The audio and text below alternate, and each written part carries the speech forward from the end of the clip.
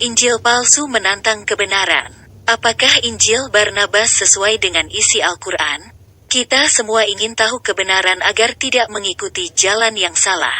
Oleh karena itu, channel Berita Kebenaran akan selalu menyajikan berita kebenaran dari sumber-sumber terpercaya yang disajikan dalam bentuk video untuk diketahui bersama. Banyak kalangan mukmin mengutip ayat-ayat dari kitab Injil Barnabas sebagai acuan dalil mereka. Namun, apakah Injil Barnabas benar dan dapat dipercaya? Apakah isi Injil Barnabas sesuai dengan isi Al-Quran? Menurut Dr. Abbas Mahmud Al-Akkad, guru besar terkenal di Universitas Al-Azhar di Kairo, Mesir, menyatakan bahwa isi Injil Barnabas tidak benar. Mengapa demikian? Dr. Abbas Mahmud Al-Akkad mengajak umat muslim sedunia untuk menjauhkan diri dari Injil Barnabas. Dalam bukunya yang berjudul Hayatul Masih fit Tarikh was Kusyufil Ashril Hadits, Kairo, Darul Hilal, ia menguraikan secara rinci kepalsuan Injil Barnabas. Ia berkesimpulan kitab Injil Barnabas bukan saja menyerang ajaran agama Nasrani tetapi juga Islam. Oleh karena itu, mari kita telaah Injil Barnabas.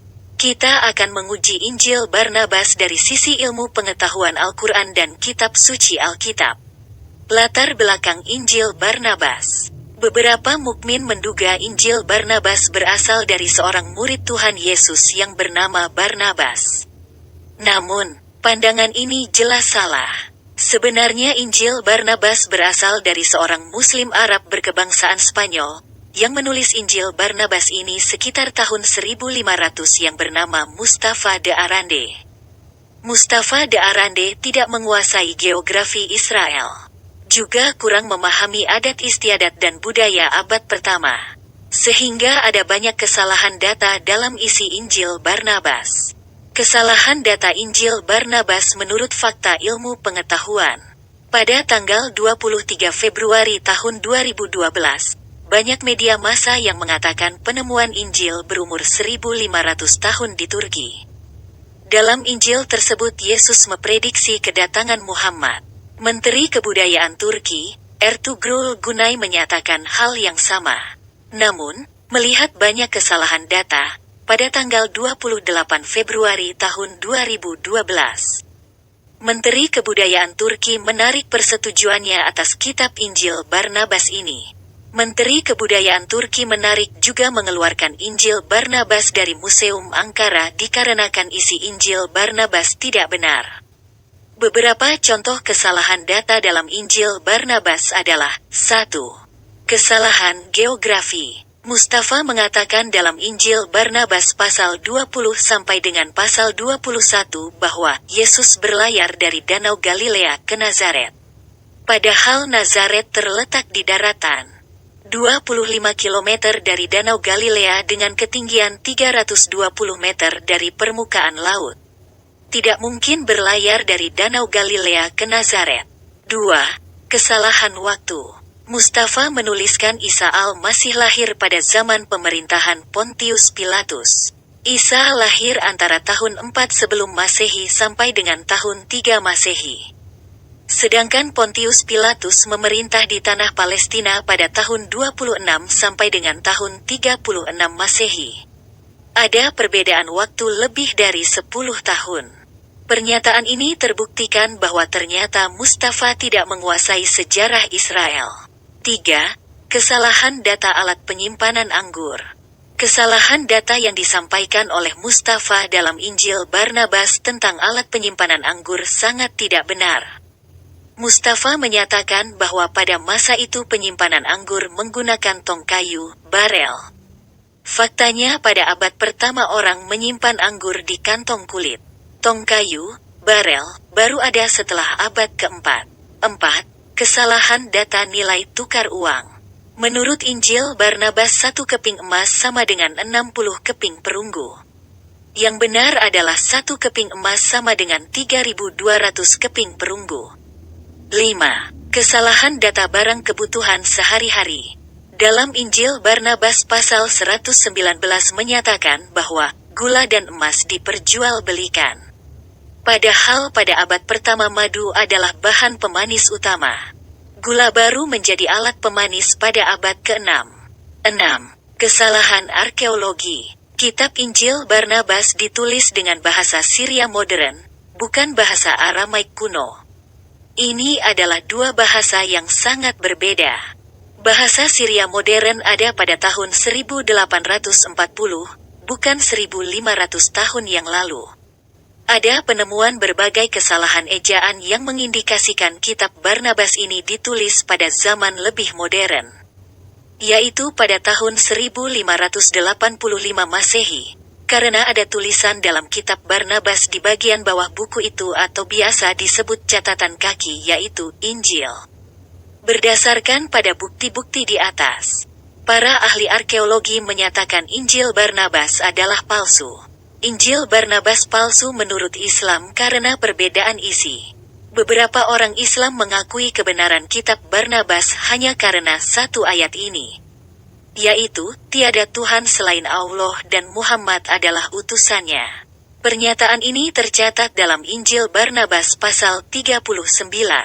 Namun, jangan terjebak karena ada banyak isinya yang bertentangan dengan Al-Quran. Beberapa contoh adalah, 1. Quran Surah Al-Baqarah ayat 29 menyatakan bahwa langit ada 7. Namun kitab Barnabas pasal 178 menyatakan bahwa langit ada 9. Hal ini sejalan dengan filsuf Dante. Ia mengarang hayalan terkenal, Divina Commedia, tentang 9 langit menuju Firdaus. 2. Menurut Quran Surah An-Nisa ayat 3 dan Quran Surah Al-Ma'arij ayat 30 menyatakan bahwa seorang laki-laki dapat menikahi 2, 3, 4 wanita dan bahkan budak. Sedangkan menurut Injil Barnabas pasal 115 menyatakan bahwa hanya boleh menikahi 1 wanita saja. 3. Quran Surah Maryam ayat 23 menyatakan, Maryam mengalami rasa sakit saat melahirkan. Sedangkan Injil Barnabas pasal 13 menyatakan bahwa Maryam melahirkan tanpa rasa sakit. 4. Quran Surah Al-Isra, ayat 13 menyatakan bahwa Allah menetapkan amal manusia. Sedangkan Injil Barnabas pasal 155 menyatakan bahwa Allah tidak membutuhkan manusia. Sangat bertentangan bukan? Al-Quran menyatakan Isa adalah Al-Masih. Tercatat dalam Quran Surah Ali Imran ayat 45. Sedangkan menurut Injil Barnabas pasal 54 dan pasal 104 menyatakan bahwa Isa bukan Al-Masih. Menurut hadits Ibnu Majah, Isa adalah imam sedangkan Injil Barnabas menyatakan Muhammad adalah Imam Mahdi. Jadi, apakah Injil Barnabas benar? Semua itu sudah terjawab. Umat Islam terpaksa percaya kepada kebenaran dalam Al-Quran, bukan pada Injil Barnabas palsu. Tidak boleh percaya bahwa dua-duanya benar. Isi Injil Barnabas berbeda dari isi kitab suci Alkitab. Injil Barnabas juga bertentangan dengan isi kitab suci Alkitab. Kata Injil berarti kabar baik. Injil yang sebenarnya adalah berita baik Allah bagi manusia yang berdosa. Allah memberikan rahmat-Nya agar manusia terlepas dari jerat dosa dan iblis. Jalan Allah adalah melalui Isa Al-Masih.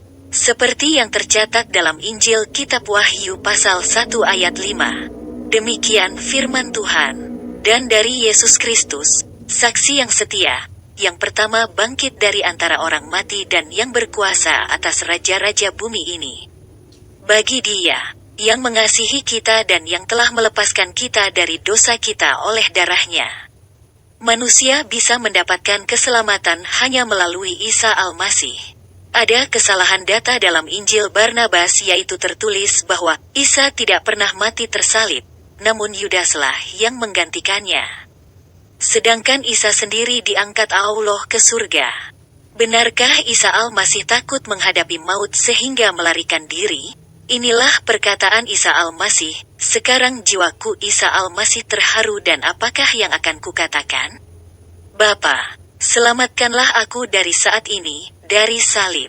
Tidak, sebab untuk itulah aku datang ke dalam saat ini. Tercatat dalam Injil Kitab Rasul Besar Yohanes pasal 12 ayat 27 sampai dengan ayat 28.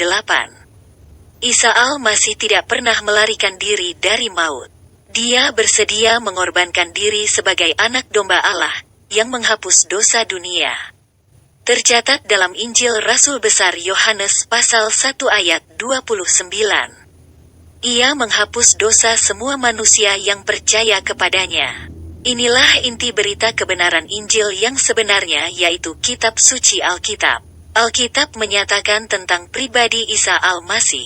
Lebih dari itu, Alkitab berbicara tentang apa yang dilakukan Isa Al-Masih bagi manusia. Isa Al-Masih adalah kalimat Allah, yaitu firman Allah yang menjelma menjadi manusia. Ia datang untuk memberikan nyawanya sebagai korban tebusan dosa bagi semua orang.